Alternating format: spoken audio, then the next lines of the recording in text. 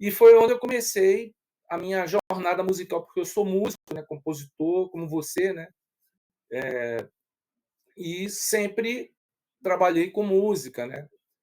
Fiz muitos carnavais, né, trio elétrico, e lancei o meu primeiro álbum, que eu lancei na minha trajetória musical, foi um álbum chamado Pajé Cósmico, Chapada, foi através de uma viagem que eu fiz à Chapada Diamantina, nos anos 90, e daí saiu esse álbum, que é um álbum que tem uma influência ufológica. A capa dele tem eu devia ter trazido aqui uma imagem, talvez depois eu possa buscar aqui uma imagem que está disponível, inclusive, né, em todas as plataformas, né, chamado Pajé Cósmico Chapada, que tem um OVNI assim, sobrevoando aquela paisagem bonita ali da Chapada Diamantina. E a partir daí eu continuei, né, fazendo esse trabalho de música. Aí depois gravei um álbum chamado o meu segundo álbum, que aí foi um trabalho solo, né? Esse primeiro foi um trabalho de grupo. O trabalho se Banda. chama Abduzido. Era uma banda? Não, a banda era a primeiro grupo foi o Pajé Cósmico.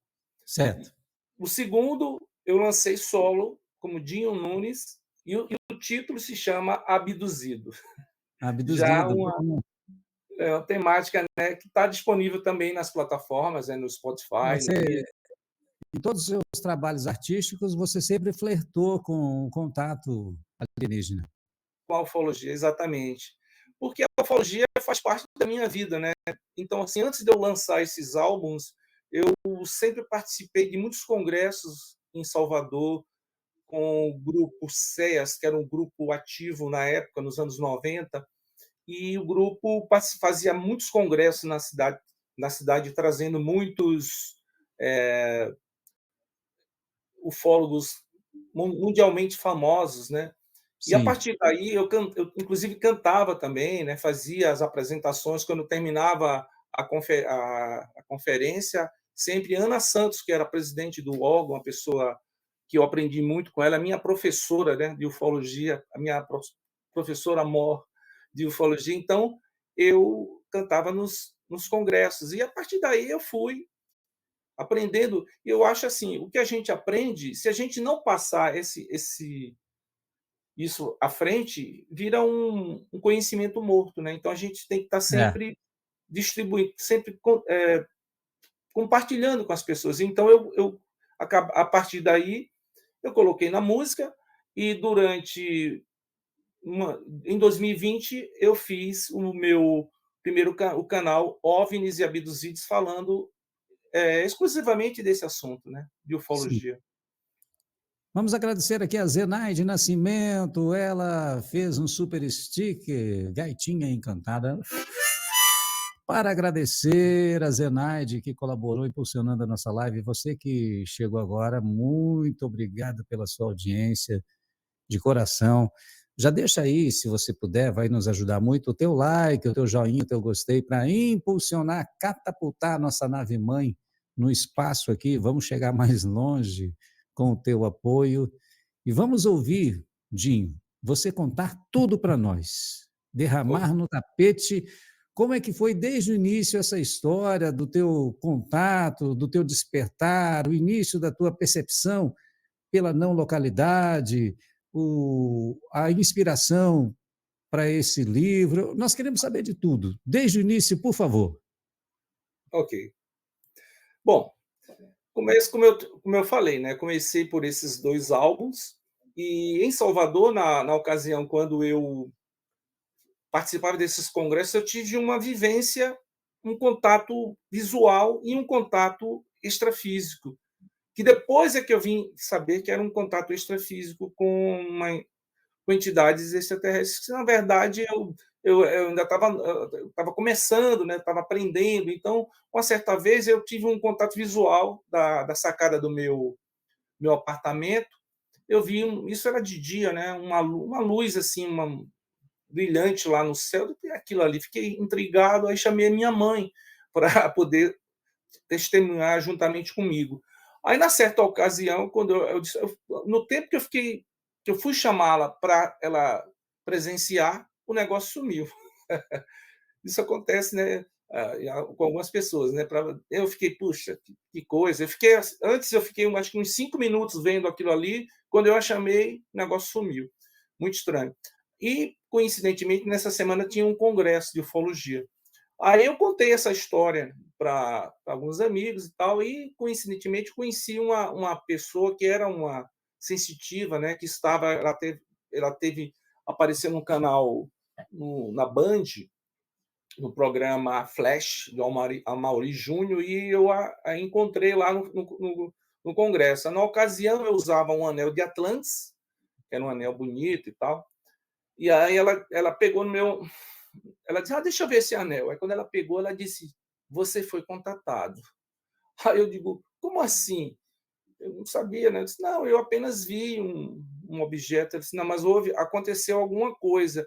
E eu lembrei que eu tinha tido um sonho de que uma cena muito parecida com Contatos Imediatos do Terceiro Grau, aqueles Greys que levam, né, no final do filme, o protagonista para dentro da nave, era mais ou menos esse. Na mesma semana eu tive esse sonho, né, que uns Greys me pegavam do meu quarto e me levavam para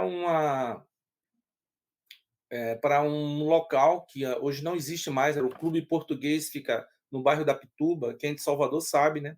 Hoje já não tem mais esse clube, e atrás é a praia, é o mar. Então, nesse sonho, tinha uma nave pousada lá atrás.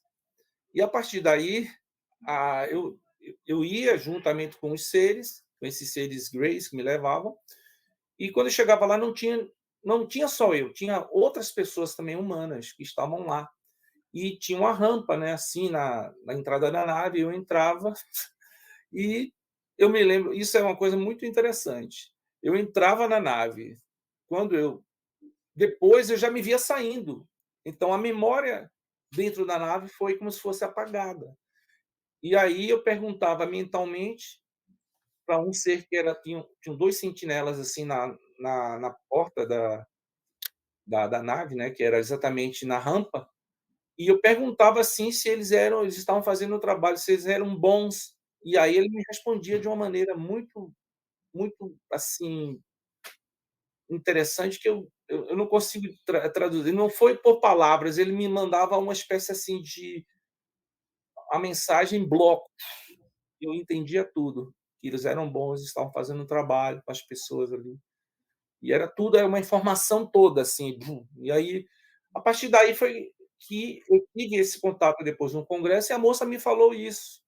Então, a partir daí, isso foi ficando cada vez mais forte, né, na minha vida. E eu comecei, né, a procurar conhecer mais, né, participei desse grupo SESC que eu citei, né, no início.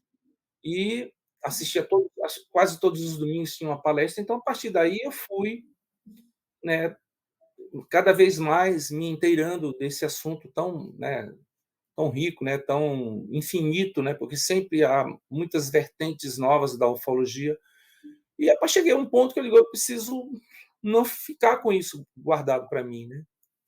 E então lancei primeiramente meu álbum, que é o Pagia Cósmico, que eu falei, depois lancei sempre o Abduzido, sempre conversando com os ufólogos, com as pessoas que estão diretamente ligadas a isso, e me veio, há muito tempo isso, já nessa época eu gosto muito de cinema, poxa, eu queria muito escrever um roteiro de um filme, né.